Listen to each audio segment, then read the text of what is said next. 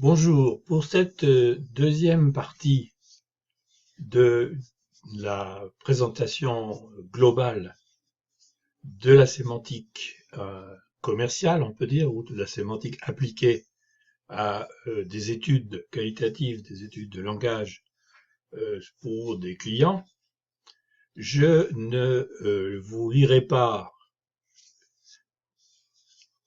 vidéo par vidéo, parce que, bon, bah, finalement, vous savez lire. Simplement, je vous laisserai lire tranquillement, sans trop de commentaires, voire même parfois pas du tout, et je m'appesantirai sur certains points qui demandent une explication plus grande. Pour le reste, eh bien, je pense que le plus simple, c'est que vous puissiez faire des allers-retours d'une slide à l'autre, tranquillement, chez vous. Alors, les trois hôtels, nous avons recueilli 300 phrases, 100 par hôtel. Nous avons analysé les mots, les thèmes, le lexique, les thèmes. Vous verrez donc tout ça qui est sur cette page.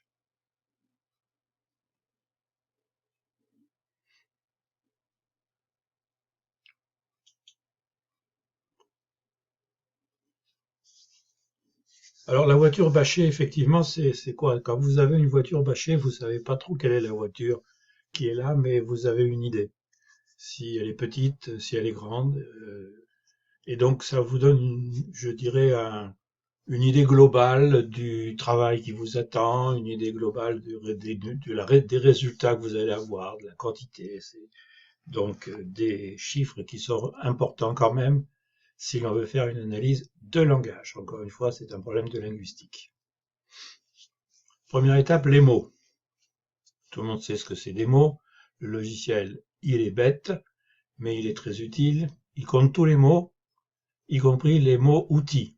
Comme vous voyez ici, première ligne, de, et, le, la, un, a accent grave, etc., etc. Avant de trouver un mot signifiant quelque chose, on arrive à chambre, qui a été dit 307 fois. Voilà. Donc, c'est une idée, ça n'est pas, je dirais, propre à notre méthode.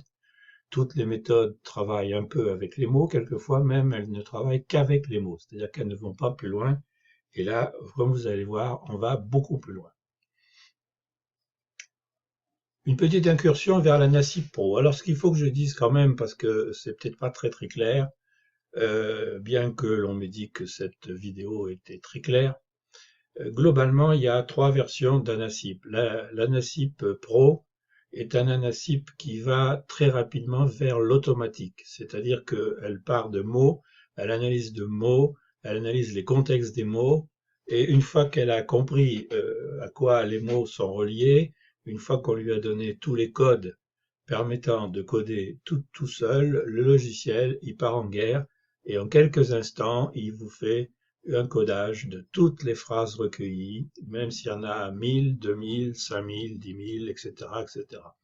C'est donc une méthode qui est utilisée aussi pour des études quantitatives, surtout lorsque nous avons déjà une thématique. C'est-à-dire que le logiciel reconnaît dans les textes les expressions qu'il faut prendre, il les met dans les bons thèmes et il code tout seul.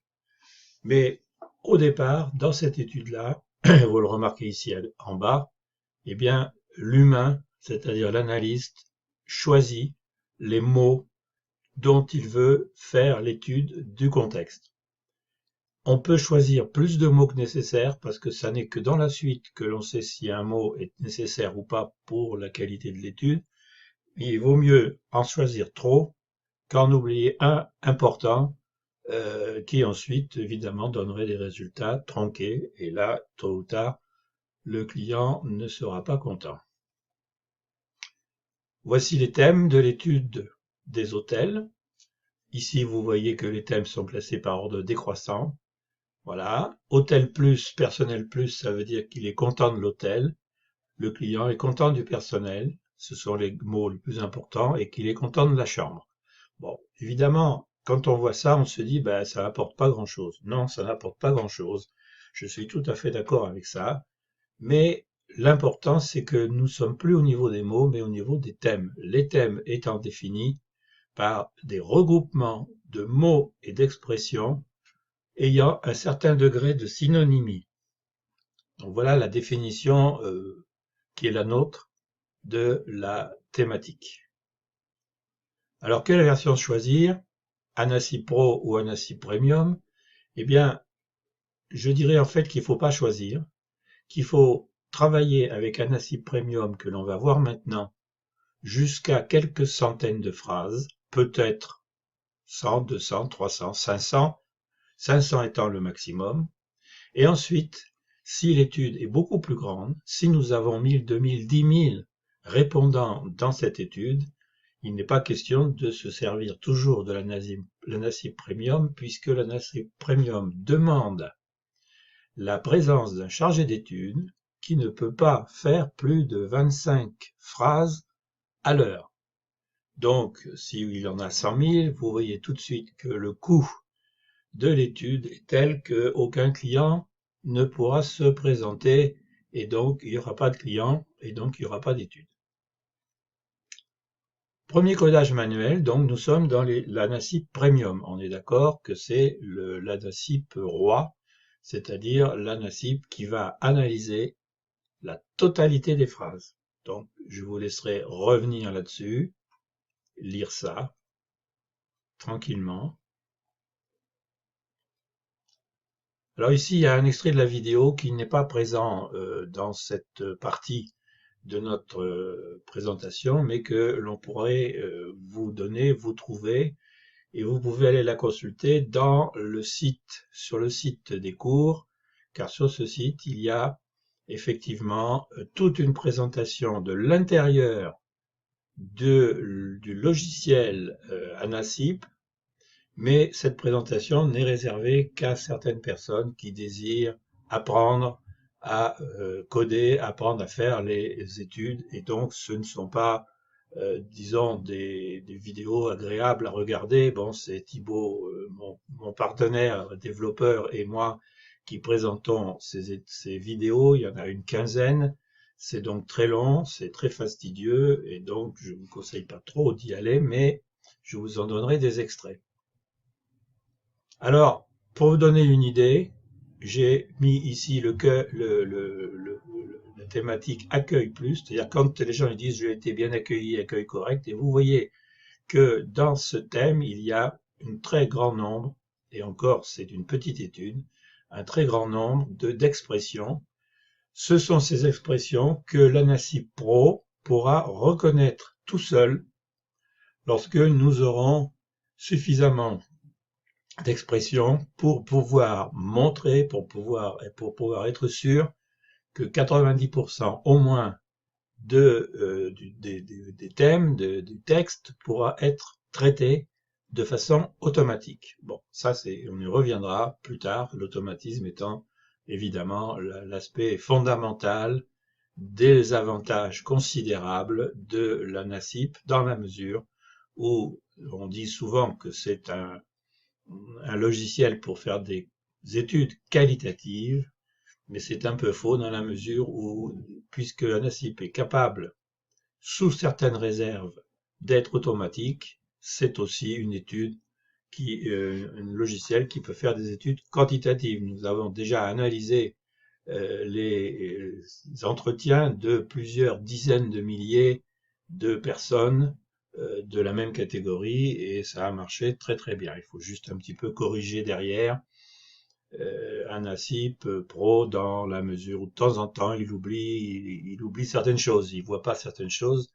On pourra rentrer dans le détail dans d'autres vidéos ou dans d'autres échanges que nous pouvons avoir. Ici, voici un tableau typique. J'ai trois hôtels que j'ai appelés H1, H2, H3. Ces trois hôtels ont une thématique que vous avez en colonne. Et pour chacun de ces trois hôtels, j'ai noté, et ça malheureusement aujourd'hui c'est encore un humain qui doit le faire parce que il est assez difficile à expliquer au logiciel ce que veulent dire les différents thèmes, etc. Et vous remarquez que H3 possède beaucoup de cases vertes, qui veut dire bon résultat. Et il est évident que si l'hôtel, quand les gens qui vous disent c'est un bon hôtel, vous avez, vous voyez, 10%, 10,95 pour H3, et vous en avez 2 pour H2 seulement, vous comprenez très bien qu'il y a une grosse différence dans les appréciations des hôtels. Donc ça, c'est très important, évidemment, pour le client. C'est un des tableaux de base. Vous voyez que H2 en particulier possède un certain nombre de cases qui sont orange, on va dire, jaune-orange, et qui sont donc des points de vue négatifs. Ça, c'est très important puisque c'est une étude de satisfaction et que dans une étude de satisfaction, un des points principaux est bien sûr de toujours noter le rapport entre les propos positifs et les propos négatifs. Et pas seulement de façon générale, mais pour chacun des thèmes. Vous voyez, pour les hôtels, pour la déco, pour le parking, pour la chambre, pour la literie, le confort, la propreté, le bruit, l'environnement, tous ces points-là, nous allons avoir en fin d'étude des indices de satisfaction pour chacun de ces points. Dans la mesure où l'hôtel a la possibilité de regarder les résultats de ses concurrents, et c'est évidemment à conseiller, concurrents immédiats, concurrents de la même ville, eh bien chaque hôtel pourra noter de façon évidente, si vous avez bien regardé, bien écouté la précédente partie de cette présentation globale, la théorie, chaque hôtel pourra noter assez facilement quels sont les points qu'il faut qu'il mette en avant pour pouvoir progresser. Alors ici, nous arrivons au point capital. Une fois qu'on a les mots, une fois qu'on a les thèmes, eh bien ça suffit pas. Parce qu'un thème comme le personnel est sympathique ou le personnel positif de façon générale, en soi, c'est pas encore une étude intéressante. Alors vous remarquez ici qu'il y a le petit entonnoir ici, le petit entonnoir renversé, qui, si on clique ici, nous donnera la totalité des 104 phrases dans lesquelles les gens disent à la fois que l'hôtel est bon et que le personnel est bien, positif, aimable, etc., etc., et tout ce qui s'ensuit. Bon, évidemment, ça, on va s'en servir parce que ça donnera les citations. Bon. Mais là, on peut pas donner. Là, vous voyez, vous avez le haut du tableau, mais le bas du tableau est un tableau qui va jusqu'au bout. Tous les thèmes, tous les couples de thèmes ont été calculés et classés de façon décroissante. Eh bien, pour pouvoir analyser ça, nous faisons ce qu'on appelle des graphes. Alors, voici le graphe de H1. Vous allez voir, simplement regardez un coup d'œil. H2, H3. C'est pas la peine d'aller plus loin pour savoir que H3, c'est celui qui recueille le plus de satisfaction et que H2 est celui qui recueille le moins de satisfaction. Alors, à quoi on voit ça? Je ne vais pas aller trop loin dans les explications parce que l'analyse des graphes est un sujet extrêmement, enfin pas difficile, non, mais qui demande de s'appesantir dessus. Comment ça marche? Comment on a construit ce graphe? Alors, vous avez les thèmes rouges. Le thème rouge, c'est un thème qui revient souvent, mais aussi c'est un thème qui a le plus de liens qui arrivent vers lui. Vous voyez ici, environnement, vous remarquez qu'il y a énormément de liens qui arrivent vers lui et qu'il y a énormément de liens, puisqu'en fait c'est les mêmes, qui partent ailleurs. Environnement, propreté, environnement, confort, environnement personnel, etc. Donc les thèmes qui sont les plus importants en quantité, mais qui sont aussi ceux qui reviennent le plus souvent dans des phrases avec d'autres thèmes clés, sont considérés comme ce qu'on appelle des noyaux. Ici, j'ai 6 noyaux, voilà. Et les liens, où est-ce que c'est ça? J'ai, voilà, 55 couples, c'est-à-dire j'ai 55 couples de thèmes qui sont analysés. J'ai 15 thèmes, 55 couples, 6 noyaux. Les thèmes pendants, c'est les thèmes comme literie qui sont en bout de course ou pris ou par kin, donc j'en ai très peu. Ce sont les thèmes les plus fragiles dans le langage. Et la compacité, c'est un indice qui divise tout simplement les couples de thèmes, ici, par le nombre de thèmes. C'est-à-dire que ça me donne, à 3,7, ici, ça me donne la moyenne du nombre de liens que chaque thème va avoir. Ceci me dit que, incontestablement, cet hôtel a énormément de succès, a énormément de compliments de la part de ses clients. Et si j'avais à conseiller cet hôtel pour s'améliorer, j'aurais tendance à lui dire ce qu'il m'est arrivé souvent de dire à des clients, bah écoutez, non, je peux rien faire pour vous parce que tout est parfait, continuez comme ça. Les clients ne sont pas toujours contents parce qu'ils ont l'impression d'avoir dépensé de l'argent pour rien. Mais bon, on peut pas non plus inventer des choses négatives. Cet hôtel est manifestement un hôtel qui cartonne et c'est très curieux, mais ça je vous en dirai pas plus compte tenu de son nom, de sa marque, si je peux dire, et de l'endroit où il est. Mais bon, peu importe. Et ici, je reviens à mon thème, à mon hôtel H2. Comme vous voyez, il n'a plus qu'un seul thème, un seul noyau. Au lieu d'en avoir, je sais plus, c'était 5, je crois.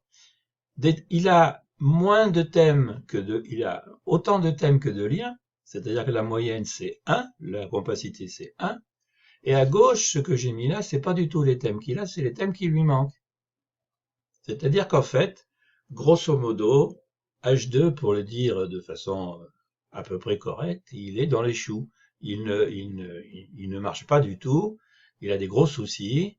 Et qu'est-ce qu'il va faire H2 si H2 est mon client? Eh ben, il va aller voir H3 et il va lui piquer du langage. Vous savez que le vol est une chose très très punie, et c'est tant mieux, mais on peut voler le langage d'un concurrent qui marche mieux. Ça, c'est autorisé, puisque en marketing, les gens le font toujours, même s'ils ne s'en rendent pas compte. Et bien sûr, sans s'apesantir, vous voyez tout de suite que celui-ci est entre les deux. Il est très très bien, il se porte fort bien. Il a une capacité de 2,7, ce qui est très bon. 27 couples pour 10 thèmes et puis 5 noyaux. On peut pas dire qu'il va mal, il va bien, mais il peut, s'il regarde H3, il peut s'améliorer. Voilà le genre de résultat que donne un ASIP, et voilà ce qui a fait notre succès, car il est évident que, quelle que soit l'étude, les clients sont friands de ce genre de graphe. Bien sûr, et malheureusement, il faut bien voir que lorsque la signalétique est importante, quand un client, par exemple, nous demande d'étudier des concurrents, mais en même temps d'étudier en fonction d'une certaine typologie. Comme je dis souvent, l'âge, ça dépend évidemment des études, l'âge, la position de la personne qui s'est exprimée. Est-ce que c'est un client, un ancien client, un nouveau client, un client fidèle, un client occasionnel? Enfin bref, plus il y a de critères signalétiques, plus on peut faire de sous-ensembles de l'étude, autrement dit des études à l'intérieur de l'étude, et autant de graphes qu'il y a de signalétiques croisés. On peut arriver à des dizaines et des dizaines de graphes, et compte tenu que malheureusement ça n'est pas encore une partie totalement automatique dans notre méthodologie, on arrive là à pouvoir dire carrément quelquefois, eh bien, je crois que là il y a trop d'informations, on ne va pas pouvoir l'analyser. Voilà, je crois qu'on n'est pas très loin de la fin. Voilà, H3. Alors les synthèses, ma foi, je viens de vous en parler. Je crois que là, je vais vous laisser lire tranquillement aussi bon, pour lire tranquillement, vous revenez un petit peu en arrière. Vous risquez de me re-entendre parler de temps en temps, mais si c'est désagréable, vous coupez le son. Et ça me gênerait pas beaucoup, puisque je ne le saurais pas. Et après, je crois que vous avez vu l'essentiel de cette étude. Voilà, comment on rend les dossiers aux clients, de quoi se comporte le dossier, parce que évidemment le dossier, si vous voulez, pour vous donner une idée, une ANASIP, une fois qu'on a fait la partie premium, c'est-à-dire la partie manuelle, qui prend, je vous l'ai dit, pour 25 phrases, c'est-à-dire en fait 25 répondants, la plupart du temps 1 heure, pour 25 phrases, et encore, c'est bon, c'est mon chiffre à moi. Je vois que souvent, des gens qui travaillent et qui travaillent très très bien sont très en dessous de 25 phrases. Et c'est tant mieux, parce que quand on va trop vite, on oublie beaucoup de choses. Et bien après évidemment, la partie purement manuelle, je vous l'ai expliqué, le logiciel, il va tourner tout seul. Et là, ça coûte rien en temps, ça coûte en temps du logiciel, mais enfin bon, disons que le temps de manger un sandwich ou d'aller boire un café, votre étude est terminée. Bon, enfin, il faut quand même un peu le corriger derrière. Je ne veux pas non plus exagérer et vous vendre quelque chose qui n'est pas vrai. Disons que l'intervention manuelle de type maintenance reste permanente dans ce genre d'études si l'on veut faire du travail sérieux pour garder la qualité, c'est-à-dire garder, moi je dis, au moins 80% de codage parfait, ce qui est au-dessus de ce que fait n'importe quel humain à qui on demanderait le même travail. Donc je pense que là-dessus, j'ai combien 50 ans maintenant pratiquement de pratique et donc je peux vous l'affirmer et un certain nombre de mes clients pourraient le confirmer.